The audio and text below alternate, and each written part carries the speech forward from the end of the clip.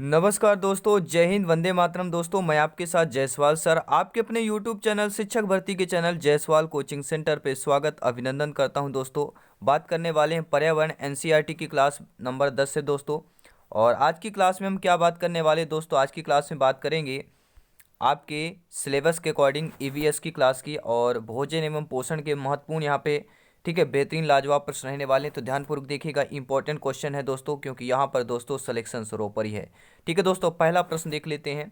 प्रश्न यह है कि जंतुओं में जल की उपस्थिति कितने प्रतिशत होती है? 50%, 60%, 70% या 75% होती है? तो जंतुओं में जल की उपस्थिति कितने प्रतिशत होती है दोस्तों? तो राइट ऑप्शन होना चाहिए 60%। कितना होता है सभी लोग ध्यानपूर्वक देखें, जंतुओं में जल की उपस्थिति कितनी होती है दोस्तों? आपके 60% होती है। ठीक है, दूसरा प्रश्न देख लेते हैं क्या पूछा जा रहा है। दूसरा प्रश्न स्क्रीन पर है, बहुत ही प्यारा सा अच्छा सा प्रश्न है, ध्यानपूर्वक देखिएगा। प्रश्न यह है दोस्तों कि पौधे में जल की उपस्थिति कितने प्रतिशत होती है? 80, 85, 90, 95। पौधे में जल की उपस्थिति दोस्तों कितने प्रतिशत तक होती है? हम बात कर रहे हैं 80, 85, 90, 95। आपका जवाब, आपका फीडबैक क्या होने वाला है, हम आपको कमेंट बॉक्स में ठीक है देख रहे हैं। तो दोस्तों राइट ऑप्शन होना चाहिए कि पौधे में जल की उपस्थिति कितने प्रतिशत होती है? तो 90% यानी 90% तक होती है। ठीक है दोस्तों, अब देखते हैं दोस्तों अगला प्रश्न क्या पूछा जा रहा है। आप लोग स्क्रीन पर देख पा रहे हैं, प्रश्न ये पूछा जा रहा है कि प्राणियों के भोजन में ऊर्जा प्रदान करने वाले प्रमुख पदार्थ कौन से होते हैं? जो प्राणी हुए यानी हमारा जो जीव हो गए, जिनमें प्राण होता है, जिनमें जीव होता है, तो प्राणियों के भोजन में ऊर्जा प्रदान करने वाले प्रमुख पदार्थ आपका प्रोटीन है, कार्बोहाइड्रेट, वसा है, यह उपरोक्त सभी हो जाएगा। ठीक है, यहाँ पे सभी लिखा गया है, तो सभी लोग नीचे कमेंट फीडबैक करेंगे। तो प्राणियों में या प्राणियों के भोजन में ऊर्जा प्रदान करने वाला जो प्रमुख पदार्थ होता है दोस्तों, वह आपका क्या होता है? कार्बोहाइड्रेट होता है। जी हाँ दोस्तों, बी ऑप्शन सही हो जाएगा। बहुत बहुत धन्यवाद सभी मित्रों को। वीडियो एक बार लाइक कर लेंगे दोस्तों, क्योंकि यहाँ पे सिलेक्शन सर्वोपरि हर एक वह प्रश्न, हर एक कंसेप्ट किया जाता है, छोटी से छोटी बातों को ध्यान दिया जाता है, क्योंकि वहीं से दोस्तों सिलेक्शन ठीक है मिलता है। और यहाँ पे हमें सिलेक्शन चाहिए और कुछ नहीं, only one for selection and selected question. शरीर में पहुँचने या शरीर में पहुँचे सभी कार्बोहाइड्रेट सर्वप्रथम किसमें जल अपघटित होते हैं? जो शरीर में हमारे ठीक है जो सभी कार्बोहाइड्रेट्स पहुँचते हैं सर्वप्रथम जो है किसमें यह जल अपघटित होता है? ग्लूकोज, आपका एंजाइम, वसा या लीवर में होता है? सभी लोग कमेंट करेंगे दोस्तों। शरीर में पहुंचने या पहुंचे सभी कार्बोहाइड्रेट सर्वप्रथम किसमें जल अपघटित होते हैं? तो आपके किसमें होते हैं? ग्लूकोज में होते हैं। किसमें होते हैं दोस्तों? ग्लूकोज में। पहला ऑप्शन सही हो जाएगा। बहुत बहुत धन्यवाद, आप लोगों का फीडबैक लाजवाब है, उम्दा है दोस्तों। किसके जल अपघटन से ग्लूकोज व फ्रैक्टोज बनते हैं? सभी लोग कमेंट करेंगे, यानी किसके जल अपघटन से ग्लूकोज व फ्रैक्टोज बनते हैं? डाइसेकेराइड, मोनोसेकेराइड, पॉलीसेकेराइड या इनमें से कोई नहीं? फटाफट चूज करें, तीन में से कौन सा ऑप्शन आपका सही होने वाला है। बहुत बहुत धन्यवाद, आप लोगों का कमेंट लाजवाब है, उम्दा है दोस्तों। तो किसके जल अपघटन से ग्लूकोज व फ्रैक्टोज बनते हैं? जो आपका ग्लूकोज और फ्रैक्टोज बनता है, ये किसके अपघटन के कारण बनता है? तो दोस्तों आपके मोनोसेकेराइड। क्या सही बोला मैंने? नहीं दोस्तों, डाइसेकेराइड से होता है। ठीक है, यही कंफ्यूज होता है। देखिए, डाइसेकेराइड, मोनोसेकेराइड, पॉलीसेकेराइड, इन तीनों के बारे में थोड़ा अच्छे तरीके से जान लेते हैं, क्योंकि यहाँ से प्रश्न पूछे जाते हैं। वर्ग 2 की बात करें, यहाँ से ज़्यादातर ठीक है इसी टाइप के प्रश्न पूछे गए थे। तो किसके जल अपघटन से ग्लूकोज और फ्रैक्टोज बनते हैं? तो डाइसेकेराइड। देखिए, अब ग्लूकोज और फ्रैक्टोज यहाँ पे कितने हैं? 2 है। और साइंस की भाषा में कितना डाई को क्या बोला जाता है? 2। 2 अणु हैं, जैसे आपका CO2 है ना, तो कार्बन डाइऑक्साइड, यानी अणु के 2 अणु, 2 अणु हैं। तो यहाँ पर क्या है? ग्लूकोज और फ्रैक्टोज 2 चीज़ें हैं, तो डाइसेकेराइड हो जाएगा। ठीक है, आई होप आप लोग कंसेप्ट अच्छे तरीके से समझ पा रहे होंगे। देखिए, डाइसेकेराइड जो होता है दोस्तों, वे कार्बोहाइड्रेट जिनके जल अपघटन में 2 मोनोसेकेराइड बनते हैं, इसलिए इसका डाइसेकेराइड। इसके डाइसेकेराइड से जब कार्बोहाइड्रेट जल में अपघटन होता है तो 2 मोनोसेकेराइड बनते हैं, और उन्हें ही आपके डाइसेकेराइड कहते हैं। जैसे आपका सुक्रोज, मल्टोज, लैक्टोज हो गया, ये हमारे क्या कहलाते हैं? डाइसेकेराइड कहलाते हैं। और सुक्रोज की बात करें, इसे इच्छु शर्करा भी कहते हैं। सुक्रोज को क्या कहते हैं? इच्छु शर्करा भी कहते हैं। और आपके मल्टोज को इसे माल्ट शर्करा कहते हैं। और लैक्टोज को इसे क्या कहते हैं? दुग्ध शर्करा। जी हाँ, लैक्टोज को दुग्ध शर्करा कहते हैं, सभी लोग नोट कर लेंगे। मल्टोज को माल्ट शर्करा कहते हैं और सुक्रोज को इसे इच्छु शर्करा भी कहते हैं। ठीक है दोस्तों, आई होप आप लोग अच्छे तरीके से समझ पा रहे होंगे। अब देखते हैं दोस्तों अगला प्रश्न। अगला प्रश्न देख लेते हैं, क्या दिया गया स्क्रीन पर है, सभी लोग देखेंगे, ध्यानपूर्वक इन प्रश्नों को देखिएगा। पॉलीसेकेराइड का प्रमुख उदाहरण कौन सा होगा? सेलुलोज, स्टार्च, ग्लाइकोजन या उपरोक्त सभी हो जाएगा। हम बात कर रहे हैं पॉलीसेकेराइड का प्रमुख उदाहरण। अभी हमने बात किया डाइसेकेराइड, ठीक है, मोनोसेकेराइड और पॉलीसेकेराइड। अब उन्हीं में से हम पॉलीसेकेराइड से पूछ रहे हैं कि प्रमुख उदाहरण कौन सा होगा? सेलुलोज, स्टार्च, ग्लाइकोजन या उपरोक्त सभी। तो पॉलीसेकेराइड के आपका जो सेलुलोज, स्टार्च और ग्लाइकोजन होता है, ये सभी हो जाएंगे उदाहरण हैं। और एक और होता है, वह होता है दोस्तों, कौन सा होता है? ठीक है, आगे आने वाले प्रश्नों में हम आप लोगों को। चलिए दोस्तों, अब देख लेते हैं अगला प्रश्न क्या पूछा जा रहा है। प्रश्न यह है कि आरएनए व डीएनए के घटक कौन से होते हैं? कोशिकाएं हो गया, कार्बोहाइड्रेट, प्रोटीन हो गया, विटामिन हो गया। ठीक है, तो आरएनए व डीएनए के घटक जो हैं कौन कौन से होते हैं, सभी लोग बताएंगे, या घटक कौन होते हैं? आरएनए डीएनए के घटक की बात कर रहे हैं। बहुत ही नॉर्मल क्वेश्चन है दोस्तों, ठीक है, आप लोग फीडबैक कमेंट करते रहें। तो जो दोस्तों आरएनए व डीएनए के घटक होता है, वह घटक जो है आरएनए डीएनए कौन होता है? वह आपका कार्बोहाइड्रेट होता है। जी हाँ दोस्तों, आरएनए डीएनए का घटक कौन होता है? ठीक है, तो आपका वह कार्बोहाइड्रेट होता है। बी ऑप्शन सही हो जाएगा। बहुत बहुत धन्यवाद सभी मित्रों को वीडियो लाइक करने के लिए। अगर चैनल पे दोस्तों पहली बार विजिट कर रहे हैं तो सब्सक्राइब करना, अपने परिवार की सदस्यता हासिल करना मत भूलिएगा। ये आपका अपना परिवार है, आवर फैमिली है। ठीक है, अब देख लेते हैं अगला प्रश्न है, किनके जल अपघटन से ग्लिसरॉल एवं वसा अम्ल बनते हैं? जी हाँ दोस्तों, किनके जल अपघटन से, यानी किनके जल अपघटन से आपका ग्लिसरॉल और वसा बनते हैं, वसा अम्ल बनते हैं? सिराएं के जल अपघटन के कारण, या आपके वसाएं से जल अपघटन से, प्रोटीन के जल अपघटन से, या इनमें से कोई नहीं। तो आपका राइट आंसर क्या हो जाएगा? तो आपका राइट आंसर वसाएं होगा दोस्तों। ठीक है, वसाओं के जल अपघटन से आपको क्या बनता है? ग्लिसरॉल बनता है। किनके जल अपघटन से? आपके जो, ठीक है, वसाएं होती हैं, इनके जल अपघटन से आपको क्या है? ग्लिसरॉल एवं वसा बनता है। आई होप आप लोग अच्छे तरीके से समझ पा रहे होंगे। ठीक है, आपका फीडबैक, आपका कमेंट दोस्तों आप लोगों का बहुत ही उम्दा लाजवाब है। और यहाँ पर दोस्तों हर एक भाई बहन, हर एक गृहिणी का जिसका सपना है शिक्षक बनना, अध्यापक बनना, सभी का वेलकम, अभिनंदन है। सभी को जायसवाल सर नमन करते हैं। सभी मित्रों को जय हिंद दोस्तों। अगला प्रश्न देख लेते हैं स्क्रीन पर क्या पूछा जा रहा है।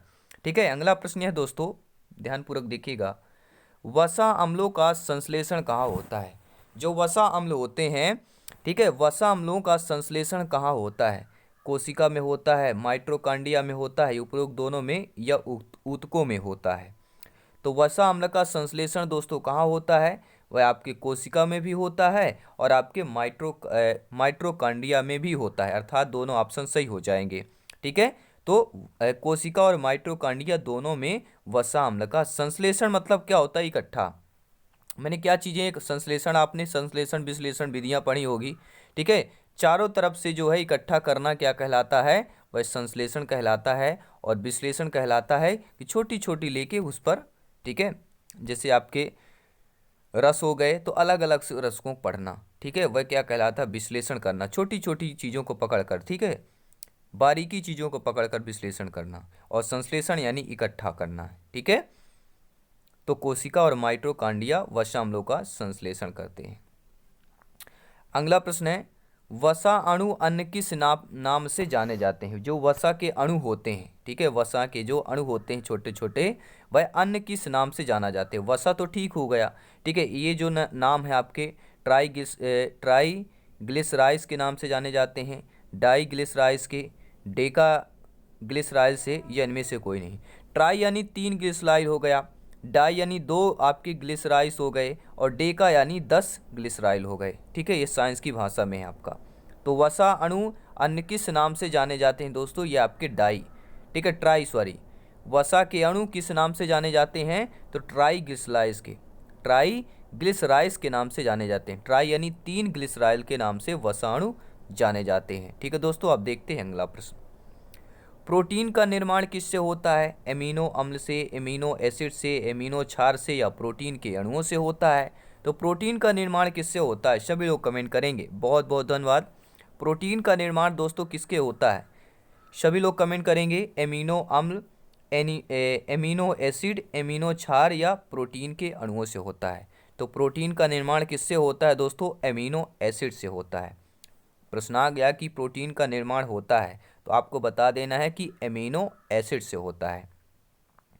अब देखते हैं दोस्तों अगला सा प्यारा सा प्रश्न है कि जीवों में पाए जाने वाले प्रमुख एमिनो एसिड कौन होते हैं? जो जीवों में पाए जाने वाले प्रमुख एमिनो एसिड होते हैं वह आपके एलेनाइन होते हैं, लाइसिन होते हैं, ट्रायोसिन होते हैं या उपरोक्त सभी हो जाएगा।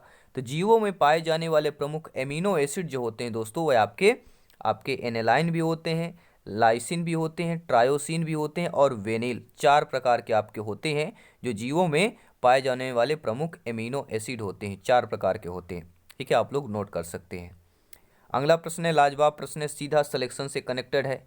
हर एक कंसेप्ट लेंगे दोस्तों, कोई भी कंसेप्ट साइंस का छोड़ के नहीं जाएंगे, क्योंकि ईवीएस में हमारा जो मकसद है 30 ऑफ 30 है, 30 में 30 लाना है। और आगे जो कंप्लीट करेंगे इसके बाद शिक्षा शास्त्र यानी पेडागोजी क्लास चलाएंगे, फिर इसके बाद आपका प्रैक्टिस सेट चलाएंगे। ठीक है, फिर मॉडल पेपर हो गया, यानी पूरी तरह से तैयारी पूरा।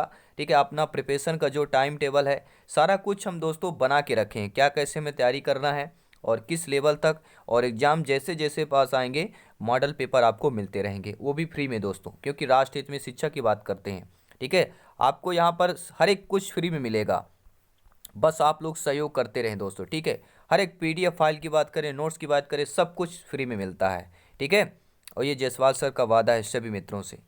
तो इंसुलिन, मायोसिन, पेप्सिन, फाइजिन, आपका ग्लोब्युलिन, एल्यूमिन, केसीन, ये आपके जो लेगमिन, ये क्या कहलाते हैं? वसा हैं, प्रोटीन है, कार्बोहाइड्रेट है, विटामिन है। ये जो आप नाम सुन रहे हैं, इंसुलिन हो गया, पेप्सिन, फाइजिन नाम सुना होगा, एल्यूमिन, केसीन, ये दोस्तों हैं क्या? आपके वसा हैं, प्रोटीन है, कार्बोहाइड्रेट हैं, विटामिन है। तो ये दोस्तों आपके प्रोटीन के नाम है। ये इतने प्रकार के प्रोटीन होते हैं। ठीक है, अब देखते हैं दोस्तों अगला प्रश्न।